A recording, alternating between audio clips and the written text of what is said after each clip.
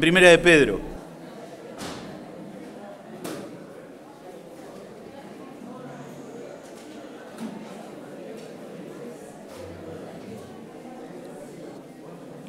Este domingo comenzaremos con una nueva serie, la serie de Primera de Pedro.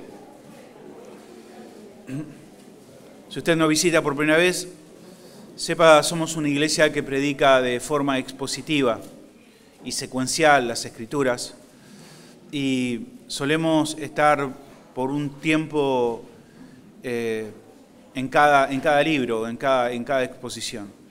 Y comenzamos la serie de Primera de Pedro, una carta maravillosa, y yo les invito a que usted pueda abrir allí sus Biblias en el capítulo 3 de Primera de Pedro. Vamos a leer un versículo y luego vamos a tomar asiento.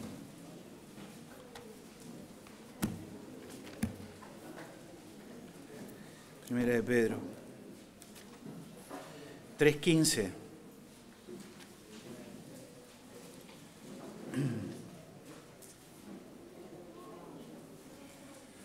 ¿Lo tiene? Amén. Vamos a leer. Ok. Quizás del 14b en adelante dice: por tanto, no os amedrentéis por temor de ellos, ni os conturbéis. Esa es la parte B del versículo 14. Sino santificad a Dios, el Señor, en vuestros corazones, y estad siempre preparados para presentar defensa con mansedumbre y reverencia ante todo aquel que os demande razón de la esperanza que hay en vosotros. Padre, te damos gracias por tu palabra. Te ruego que tú me ayudes en mi debilidad, Señor, en saber de que no tengo ninguna capacidad, Señor, que pueda yo presentar delante de ti, sino solamente falencias. Y te ruego que tú uses mi vida, Señor, para tu gloria y para tu honra. Que podamos escuchar tu palabra y que esta, que es poderosa para producir bien, para transformarnos, nos conforme a imagen de Cristo. Líbrame, Señor, de traer tropiezo a tu iglesia, la que compraste a precio de sangre. En el nombre de Cristo Jesús te lo ruego. Amén y amén. Amén. Dios le bendiga. Puede tomar asiento si usted lo desea.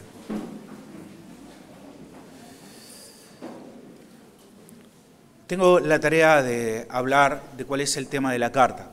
Esta es una introducción. Y luego en los domingos siguientes vamos a ir viendo versículo por versículo.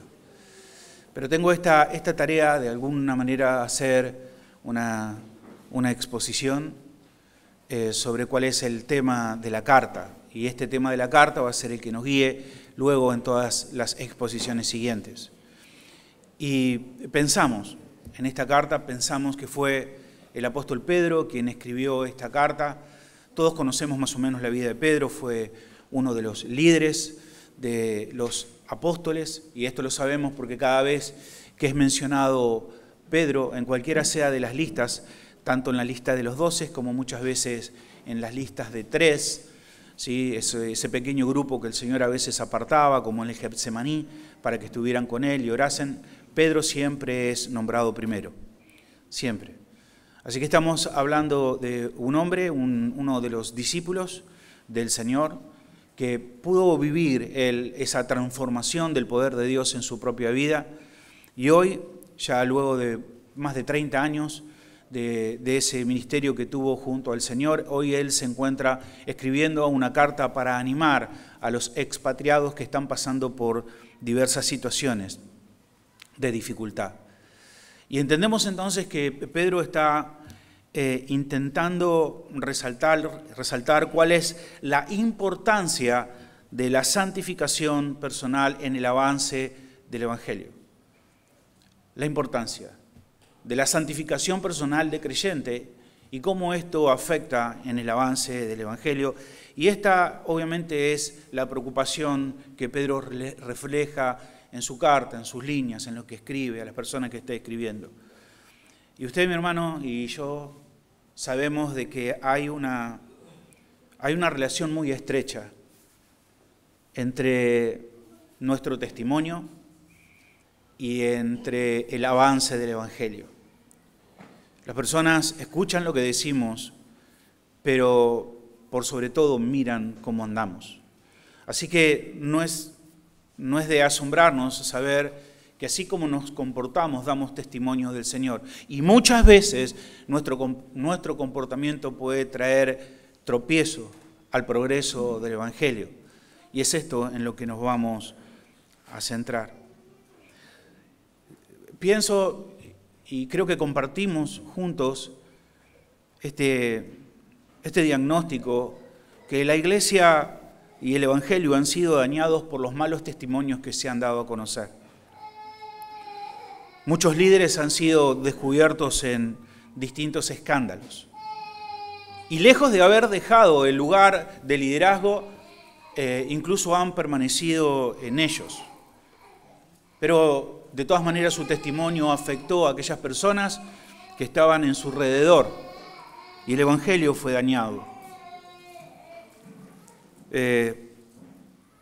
Conocemos a aquellos que hacen negocio de la fe, aquellos que enseñan falsas doctrinas, y conocemos también a personas que han sido defraudadas, que han sido lastimadas, que han sido timadas dentro de las iglesias.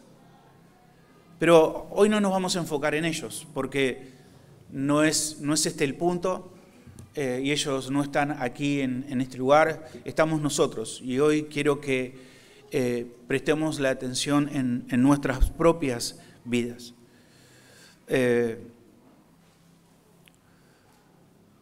¿Por qué? Porque nuestra conducta, del mismo modo, puede estar siendo un estorbo para el avance del Evangelio. Porque, hermanos, si tu vida, si mi vida no están dando frutos de santidad, entonces nuestras palabras van a perder efecto, van a perder sentido. Por eso el Señor dice en Mateo, en el capítulo 5, dice, alumbre vuestra luz delante de los hombres. Alumbre vuestra luz delante de los hombres. ¿Para qué? Bueno, para que vean vuestras buenas obras y glorifiquen a vuestro Padre que está en los cielos. Y esto obviamente es lo que buscamos. Buscamos que el nombre del Señor sea glorificado por sobre todas las cosas. Ese es nuestro deseo.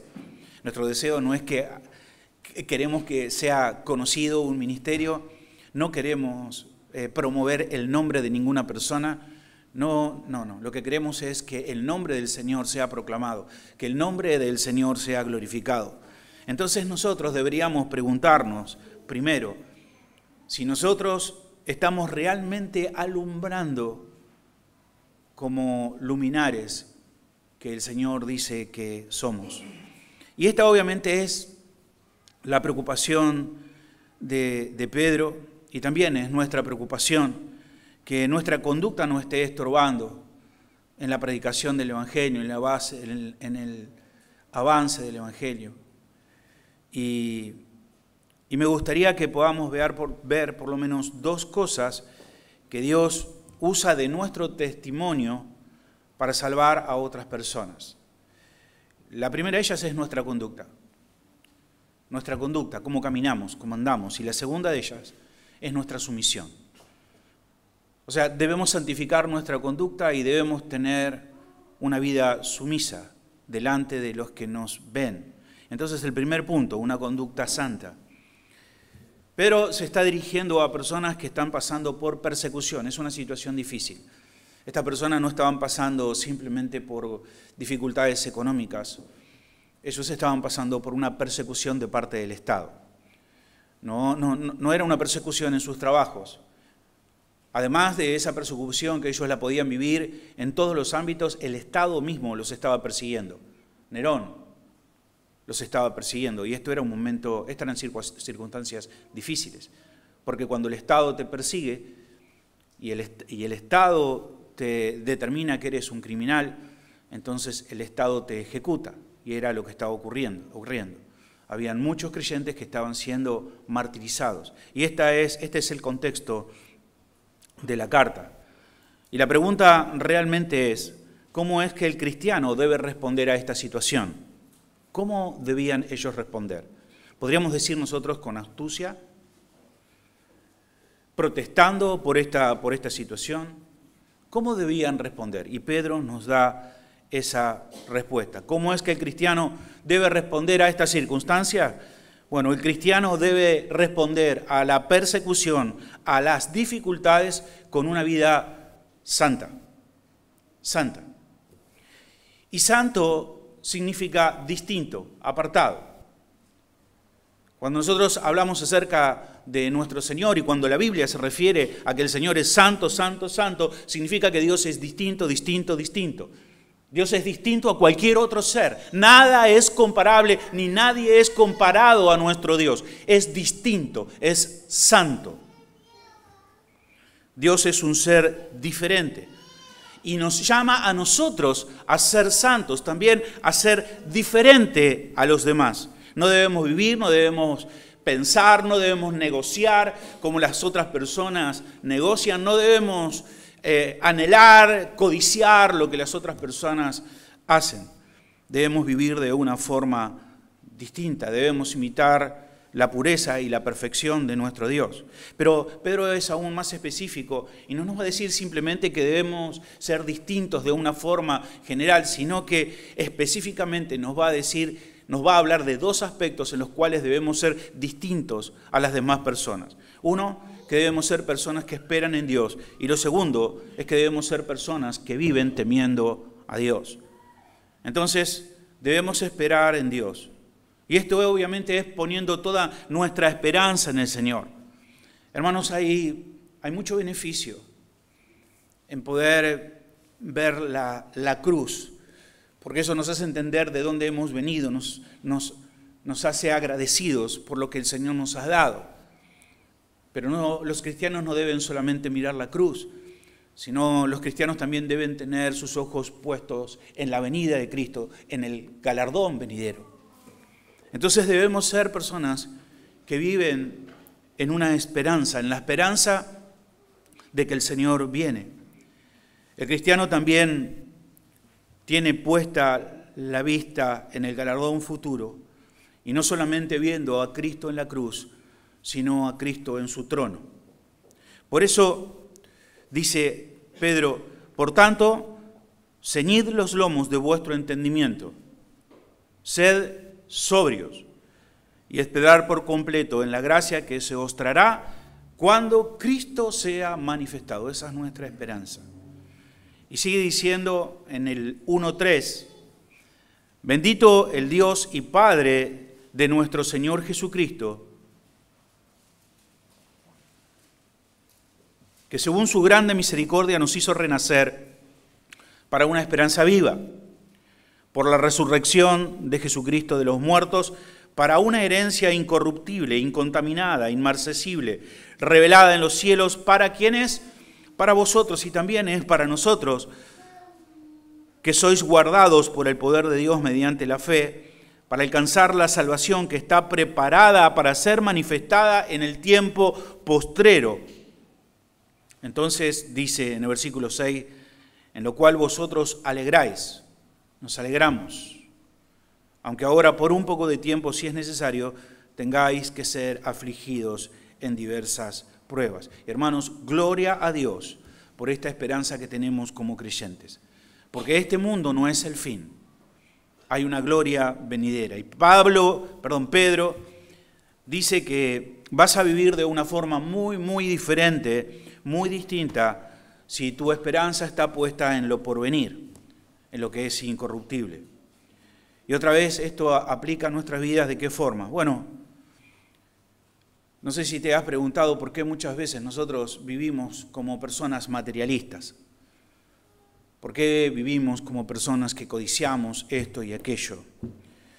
Y la respuesta es porque nuestra esperanza está puesta acá, en este mundo, en las cosas que nos rodean. Nuestros pensamientos, nuestra atención está puesta en el hoy y no en el mañana. Pero en realidad nuestros pensamientos y nuestra mirada debe estar puesta en el galardón futuro. Así que Debemos vivir con esperanza, esperando en el Señor. Y esperando en el Señor va a hacer que nosotros no vivamos como nuestros vecinos. No vivamos como las personas que están en nuestro alrededor. Una persona que pone su mirada en las cosas que no serán corrompidas es una persona que vive de una forma distinta. Y lo segundo, temiendo a Dios. Las personas que caminan en santidad, según Pedro, son aquellas personas que viven en el temor de Dios. Que viven en el temor de Dios. Cada vez que hablamos con algún hermano y hablamos de las circunstancias de la iglesia, esto generalmente es un diagnóstico común. Y decimos, las personas han perdido temor de Dios. Ya no se tiene temor del Señor.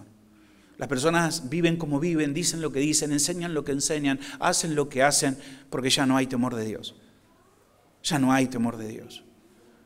Recordamos en algún momento cuando la iglesia era una iglesia que temía a Dios, que era temerosa, pero ya hemos visto que las personas no temen a Dios.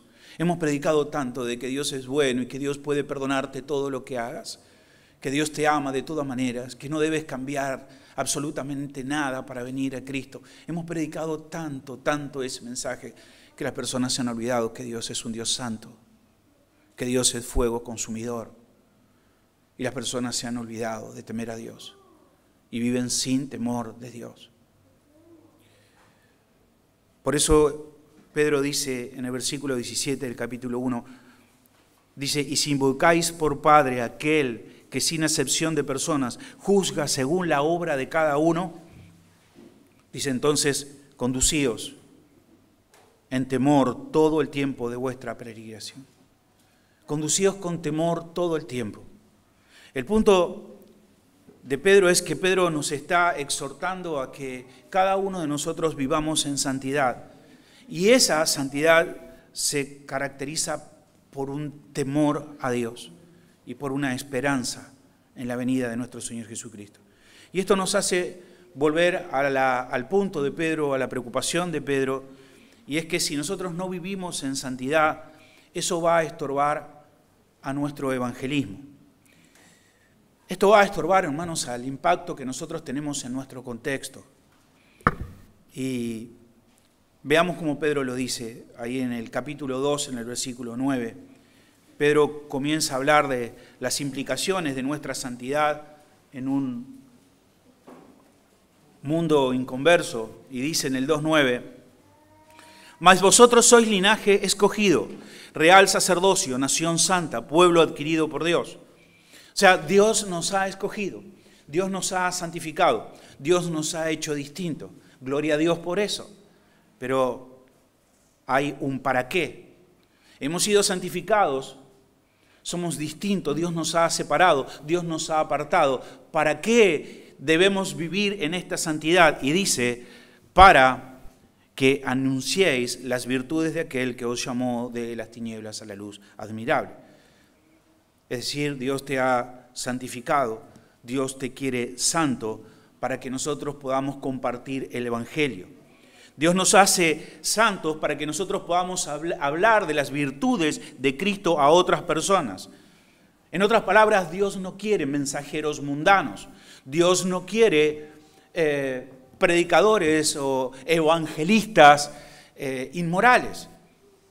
Él quiere que toda aquella persona que invoque su nombre sea una persona que vive en santidad, porque hemos sido apartados, hemos sido santificados precisamente para proclamar las virtudes de Cristo, para que las personas puedan observar las bellezas de Cristo en nuestras vidas. Una vida santa es una herramienta poderosa en las manos de Dios, y es eso lo que el apóstol Pedro nos sigue diciendo en el versículo 11, 2:11. Dice, amados, yo os ruego como extranjeros y peregrinos que os abstengáis de los deseos carnales que batallan contra el alma, manteniendo vuestra manera de vivir, vuestra buena manera de vivir entre los creyentes, para los que murmuran de vosotros como malhechores, ¿qué hagan? Glorifiquen a Dios en el día de la visitación, al considerar vuestras obras.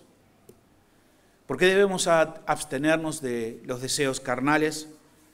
¿Por qué debemos buscar el vivir en santidad? ¿Por qué debemos mantener una conducta santa en medio de todas las personas? ¿Cuál es el propósito? Dice que para que los que murmuran de vosotros glorifiquen a Dios el día de su visitación. Y ahora, ¿qué es el día de visitación? ¿A qué se refiere? ¿A qué se refiere con día de visitación? Bueno, cada vez que esta palabra es nombrada en las Escrituras, tiene que ver con el día que Dios visita para bendecir o salvar. Siempre. Por ejemplo, en Lucas 7:16 dice, un gran profeta se ha levantado entre vosotros y Dios ha visitado a su pueblo. O sea, Dios ha visitado, ha bendecido al pueblo, trayendo un gran profeta. Hechos 15:14, y en este caso, aquí hablando Pablo, dice, Simón ha contado cómo Dios visitó por primera vez a los gentiles para tomar de ellos pueblos para su nombre. Y esto, bueno, lo que está diciendo aquí es que obviamente fueron tomados gentiles para que estos gentiles dieran gloria a Dios en el día de la visitación. En el Nuevo Testamento, visitación de gentiles siempre tiene que ver con que Jesucristo salva a personas no creyentes. O sea que debemos vivir en santidad en medio de los incrédulos para que ellos, considerando nuestras buenas obras, glorifiquen a Dios por la salvación que Dios les regalará a ellos. Ahora obviamente sabemos de que nadie puede ser salvo sin escuchar el Evangelio, y obviamente Pedro sabe eso. Claro que sí. O sea, nosotros no vamos a convertir a las personas simplemente con nuestro testimonio. Esta idea de que podemos pasar aquí delante y dar nuestro testimonio y a través de nuestro testimonio las personas pueden convertirse. No, el testimonio no convierte. Y esto Pablo lo dice, no nos está diciendo que simplemente sin que abramos la boca, sin que predicamos el Evangelio, las personas se van a convertir viendo nuestro comportamiento. No, no dice eso. Lo que sí dice es que de acuerdo a nuestro comportamiento, las personas no creyentes serán atraídos al mensaje de salvación, viendo el poder de Dios en nuestras vidas. Hermanos, es imprescindible que las personas que no son creyentes vean a Cristo en nosotros, vean los frutos de cristianos en nosotros. Y eso nos lleva a nuestro segundo punto, de que el ingrediente que caracteriza nuestra santidad en un mundo cristiano es la sumisión. Si queremos que Dios alcance a las personas que están en nuestro alrededor, a nuestra familia, a nuestros vecinos, a nuestros compañeros de trabajo, a nuestros compañeros en la escuela, si queremos que Dios alcance, entonces debemos ser personas sumisas. Sumisas.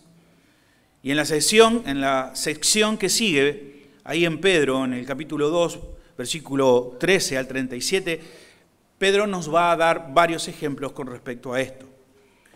Cómo nosotros podemos impactar en medio de circunstancias difíciles o en medio de contextos hostiles.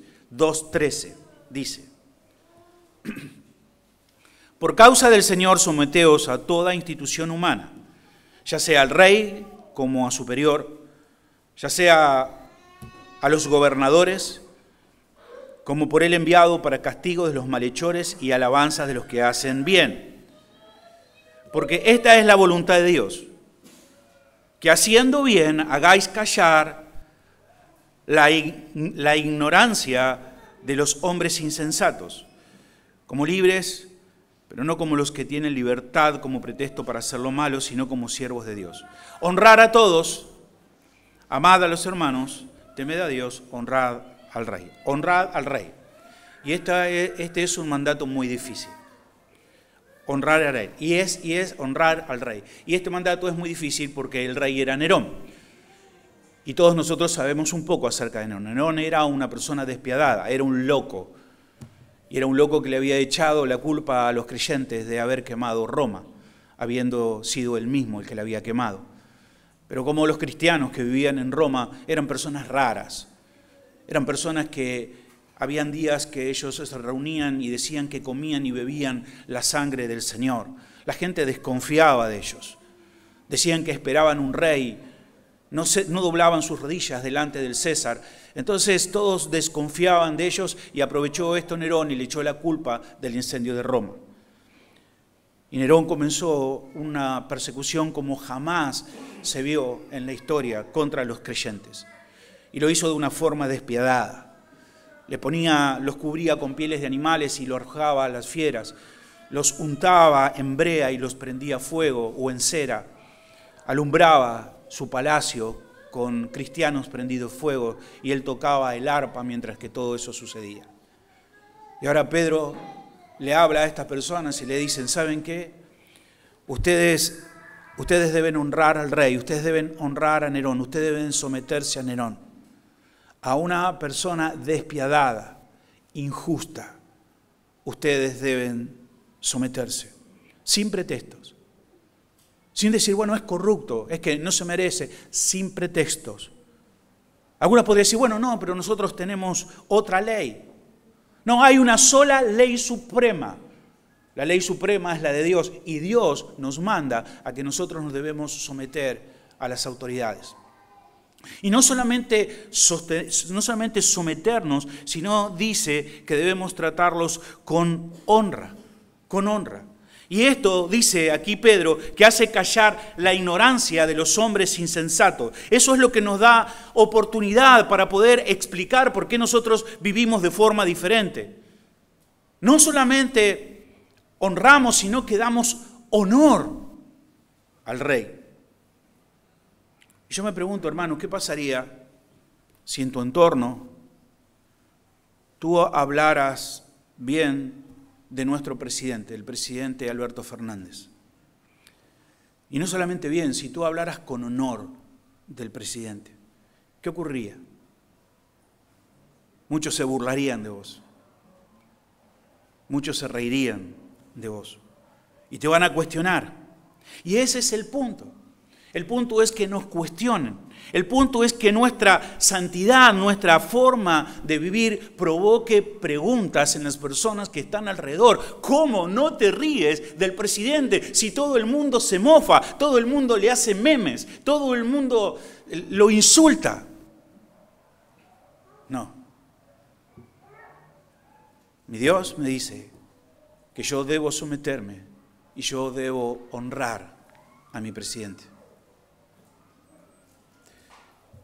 Entonces, cuando nosotros hacemos esto, debemos estar preparados para dar respuesta de nuestra fe. Y aunque este es un versículo que vamos a ver al final, me gustaría mencionarlo aquí, porque dice, 1 de Pedro 3:15, por tanto, no os amedrentéis por temor de ellos, ni os conturbéis, sino santificad a Dios el Señor en vuestros corazones. O sea, vive una vida santificada.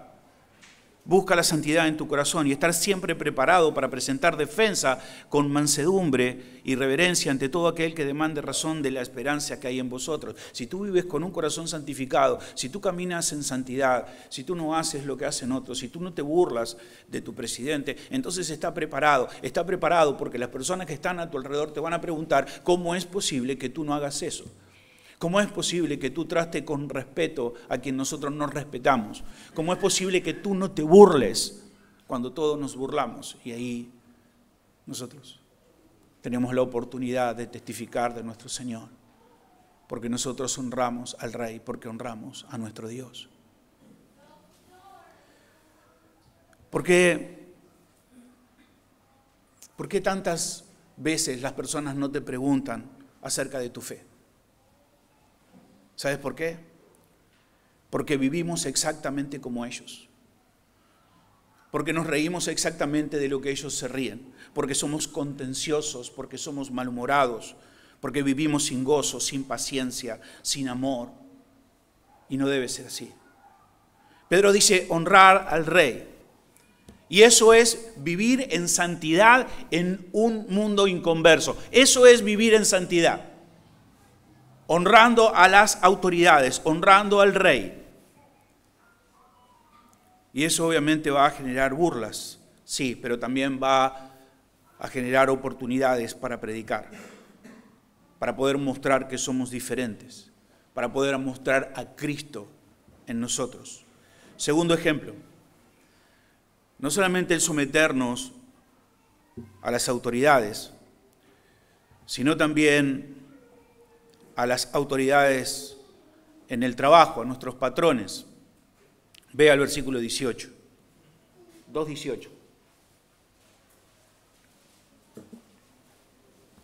Criados, estad sujetos con todo respeto a vuestros amos. Sujetos y con respeto a vuestros amos. Estaba hablando obviamente Pedro a personas que estaban en esclavitud. Dice, tienes un amo, tú eres un esclavo. Y tú debes estar sujeto a tu amo y esa sujeción debe ser una sujeción con respeto. No solamente a los buenos y a los amables. Claro, es fácil estar sujeto a amos buenos, pero la diferencia está entre creyentes y no creyentes cuando el amo no es bueno, cuando el amo es malo, cuando no trata bien, cuando es injusto, cuando busca solamente su ganancia. Bueno, ahí está la diferencia. No solamente a los buenos y afables, sino también a los difíciles de soportar. Difíciles de soportar. Porque esto merece aprobación. Si alguno a causa de la conciencia delante de Dios sufre molestias, padeciendo injustamente, pues qué gloria es. Si pecando sois abofetados y soportáis, mas si haciendo lo bueno sufrís y soportáis, esto es ciertamente aprobado delante de Dios. Claro, si el amo es bueno, no hay problema, pero si el amo es malo y te abofetea y te pega, es injusto. Bueno, ahí nos vamos a dar cuenta cuáles son los creyentes y cuáles no son los creyentes.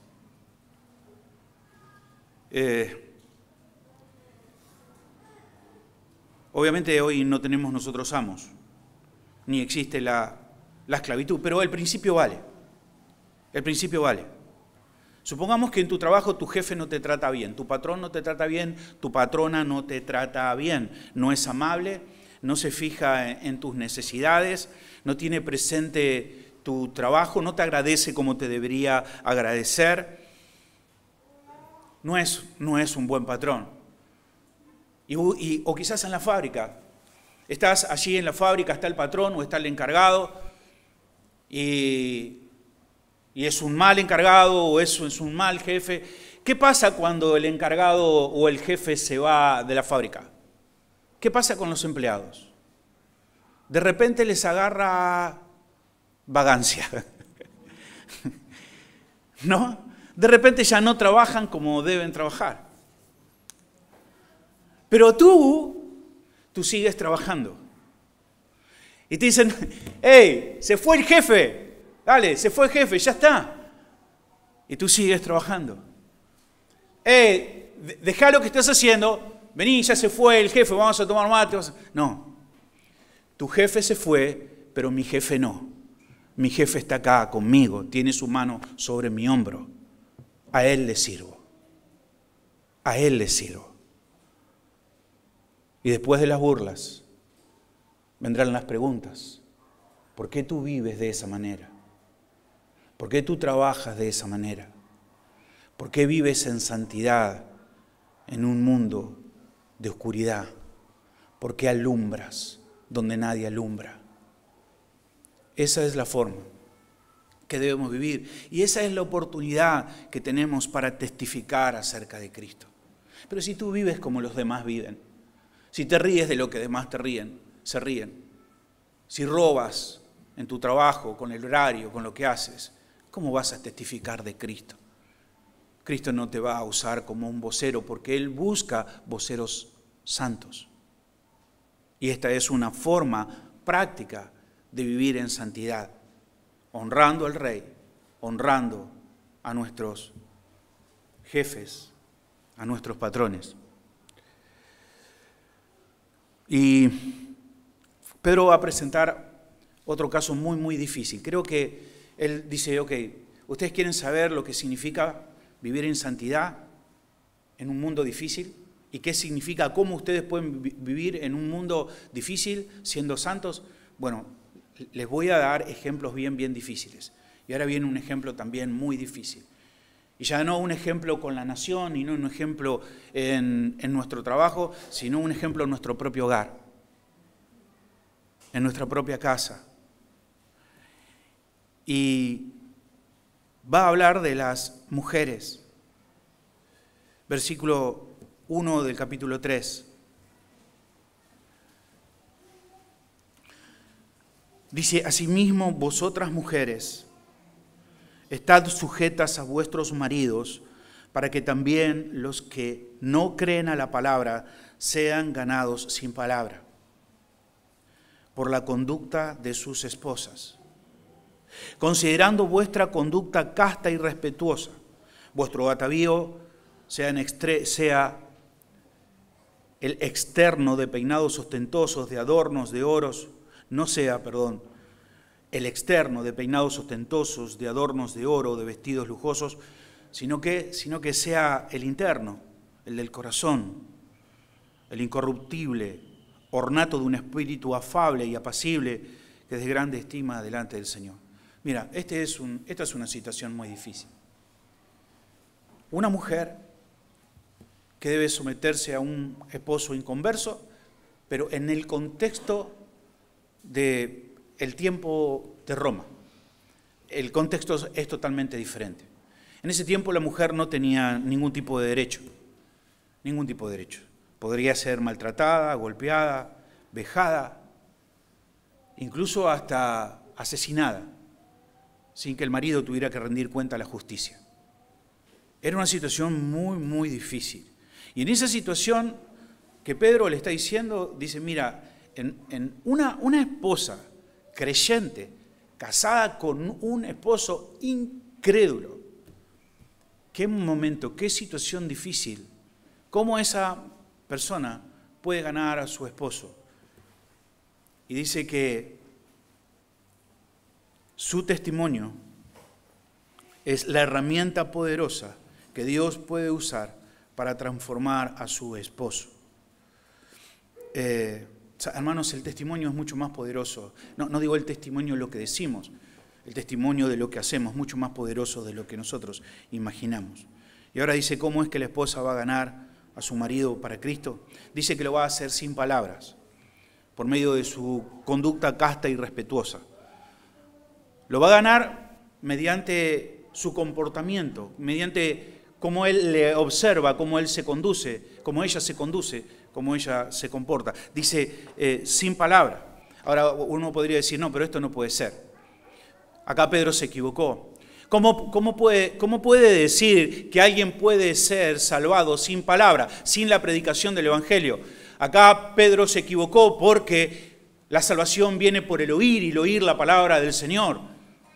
Dios ha determinado un medio para que las personas sean salvas y es mediante la predicación del Evangelio, y todo aquel que no confiesa el nombre de Cristo no puede ser salvo. ¿Cómo Pedro puede decir que el marido puede ser ganado a través de su comportamiento? Bueno, creo que el contexto nos ayuda, porque estamos hablando de un matrimonio.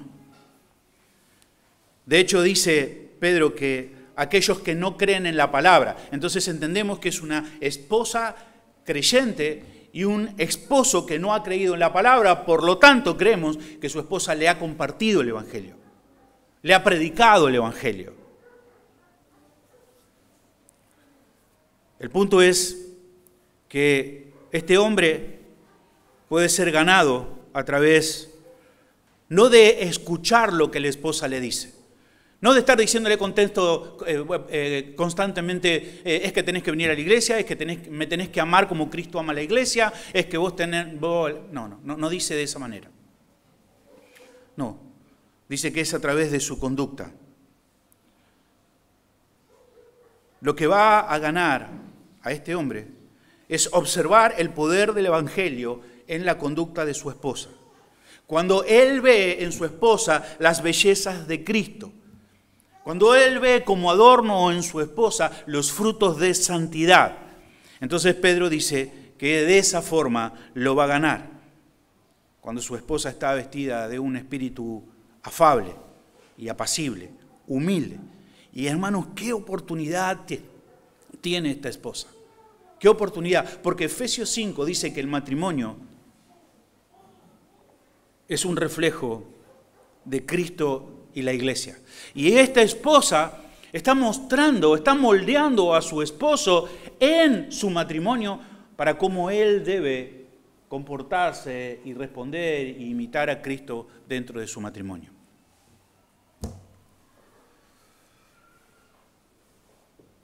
Esta hermana está casada con un incrédulo y puede moldear todos los días exactamente como él debe estar sujeto a Cristo. Y esto, hermanos, es poderoso. Que el marido vea el gozo en la sumisión. Para el mundo es algo desagradable, para el mundo es algo malo, para nosotros es algo precioso. Y el último versículo en esta sección 7, Pedro sigue hablando en este contexto del hogar y ahora habla a los maridos.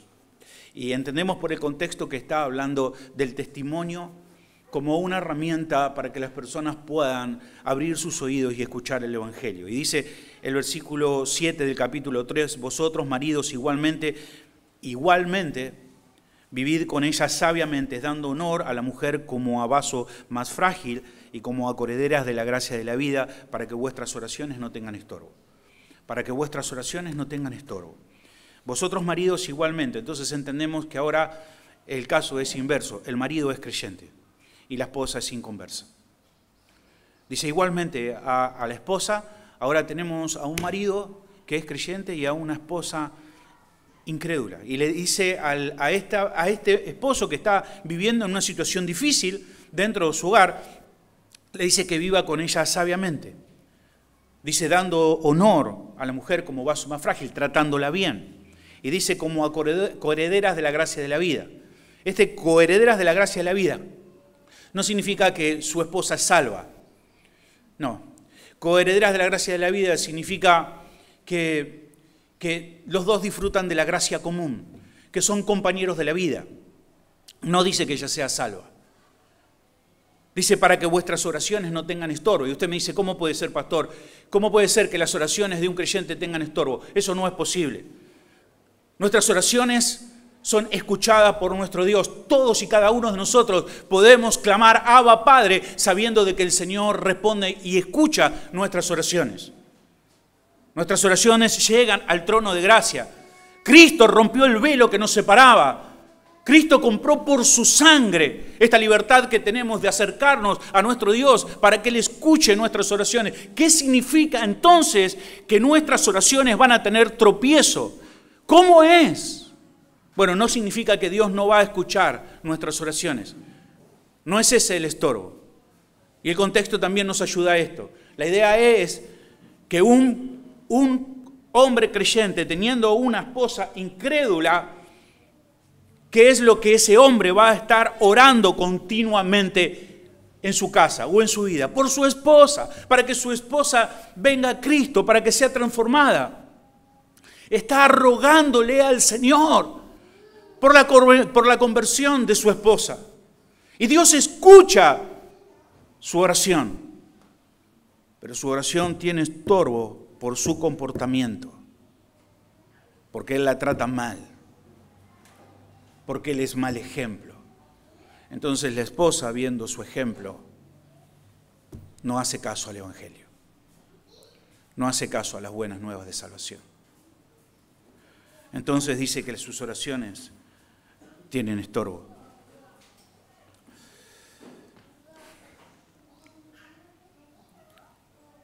O sea que va a estorbar no en que la oración llegue al Señor, sino en el cumplimiento de esa oración. El medio que Dios ha establecido para salvar a las personas es la predicación del Evangelio, por medio de personas que santifican sus vidas. Pero si no estás andando en este camino, hermano, tu conducta siempre va a ser un tropiezo para otros. Y si tú estás andando en una vida santa, en una vida distinta del mundo, entonces esto va a ser una herramienta poderosa para que Dios pueda utilizarla para salvar a otras personas. Para que el mundo pueda ver y pueda decirte, ¿sabes qué? Yo quiero vivir como tú vives. Yo quiero tener el gozo que tú tienes. Yo quiero tener la templanza que tú tienes. Yo quiero tener la fe que tú tienes. Yo quiero el Dios que tú tienes. Y para aclarar, y terminando, para aclarar otra vez que ni Pedro ni yo estamos afirmando que una persona puede llegar a salvación únicamente por medio de nuestro testimonio. Pedro no está diciendo que nosotros somos el Evangelio. Y claro, si yo soy el Evangelio, las personas me ven, y como yo soy el Evangelio, algunas personas dicen, tenemos que vivir el Evangelio. No, el Evangelio no se puede vivir. El Evangelio es una noticia. No se puede vivir una noticia. Se puede compartir una noticia. No se puede vivir el Evangelio. Entonces, nosotros sabemos que solamente una persona puede ser salva si escucha las buenas nuevas de salvación. Porque la fe viene por el oír esas noticias. Y Pedro entiende esto muy bien, por eso termina esta sección en el capítulo 3, versículo 15, que es versículo que ya hemos leído. Dice, si no santificad a Dios, el Señor, en vuestros corazones, y estar siempre preparados para presentar defensa con mansedumbre y reverencia ante todo el que os demande razón de la esperanza que hay en vosotros. Dice, ¿sabes qué? Santifica a Dios en tu corazón, vive una vida santa, vive de una forma diferente, sin temor del mundo, sin temor de lo que te va a pasar. Mantente firme con la mirada en Cristo. Y si vives de esa forma tan diferente, la gente te va a demandar razón de la esperanza. Y ahí es donde tienes la oportunidad de poder predicarles el Evangelio, de predicarle las buenas nuevas de salvación. Entonces, repito, una de las razones por lo que no tenemos más oportunidades para predicar el Evangelio a nuestros vecinos es que ellos no encuentran ninguna diferencia entre su conducta y la nuestra, porque somos iguales que ellos. Una de las razones de por qué la gente no presta atención a nuestras palabras es porque están poniendo atención en nuestra conducta. Y ven que nuestra conducta no es atractiva. No ven las bellezas y las virtudes de Cristo en nosotros. Y esto nos regresa a la pregunta inicial para terminar. ¿Tu vida, mi vida, están estorbando en el progreso del Evangelio? Pedro nos ha explicado cómo nosotros podemos responder a esta pregunta. Si no estamos viviendo en santidad, la respuesta es sí. Tu vida está estorbando en el progreso del Evangelio. Hermanos, debemos seguir las pisadas de Cristo. Debemos vivir una vida santa, debemos vivir una vida distinta a este mundo. Yo sé que muchas veces nosotros en la iglesia nos encontramos con personas que son creyentes y con personas que no son creyentes. Pero aquellos que no son creyentes, muchas veces nosotros les decimos, bueno, vení, acompañanos a predicar el Evangelio. Sabe que nadie debería predicar el Evangelio, y temo decir algo que no debo decir, pero porque predicar el Evangelio es un mandato. Pero nadie debería poner en su boca el nombre de Jesús, si a los 5 minutos va a traer vituperio a ese nombre. Nadie. Y si tú te has dado cuenta que en este tiempo Dios no te da oportunidad para predicar el Evangelio, si nadie te pregunta por qué vives como vivís, por qué sos diferente, por qué pensás como pensás, por qué no te copiás cuando todos los demás se copian, por qué no te traes cosas del trabajo cuando todos los demás lo hacen, por qué no hablamos mal del presidente cuando todos se burlan, o la de vicepresidenta, ¿por qué no lo haces? ¿Sabe por qué no te preguntan eso? Porque lo haces juntamente con ellos. Porque te reís juntamente con ellos de eso. Pero Dios nos llama a vivir una vida santa. Y Él espera que todo aquel que ponga su nombre en su propia boca lo pueda respaldar con su propia vida. Hermanos, queremos predicar el Evangelio, pero no queremos simplemente hacer de esto un recurso para llenar la iglesia. No queremos llenar la iglesia de personas. Queremos que las personas que estén en esta iglesia sean personas que entiendan que no solamente deben responder al llamado del Evangelio, sino que debemos vivir como el Evangelio nos dice que debemos vivir. La palabra creyente, la palabra pastor, la palabra siervo de Dios está muy desvalorizada. Y tú y yo tenemos la tarea de que a través de nuestra conducta las personas pueden ver que aquellos que han sido llamados por Dios, que aquellos que han sido limpiados por el poder y la sangre de Cristo, son personas que aún en situaciones donde todo el mundo reacciona de una manera, un creyente se comporta de una manera distinta. Y a los que están aquí y quizás a los que han venido por primera vez, la invitación al Evangelio es una invitación gratuita y es una invitación urgente. Ven a Cristo. Ven a beber del agua de vida. Si tienes sed, si tu sed no se ha saciado con nada, ven y bebe del agua de vida y no tendrás sed jamás. Ven a Cristo. Él vendará tus heridas. Él te fortalecerá. Pero luego que respondas al Evangelio, entiende que Dios te llama a vivir una vida santa, una vida distinta, una vida que glorifique su nombre. A eso ha llamado, a eso ha sido llamado. Ha sido llamado no a agarrar la pandereta, Dios te ha llamado a agarrar la cruz y a mortificar tu carne, tu vida. Hermanos, que podamos nosotros comprender esto y a través de la predicación del Evangelio y a través de estudiar esta carta, que podamos ver que estas personas que estaban en situaciones mucho más difíciles que nosotros, Pedro les animó y le dijo, tengan esperanza, no en este mundo, tengan esperanza en el que está por venir. Y si sufren, cada momento de sufrimiento es una oportunidad para predicar el Evangelio. Es una oportunidad para no reaccionar como todos reaccionan.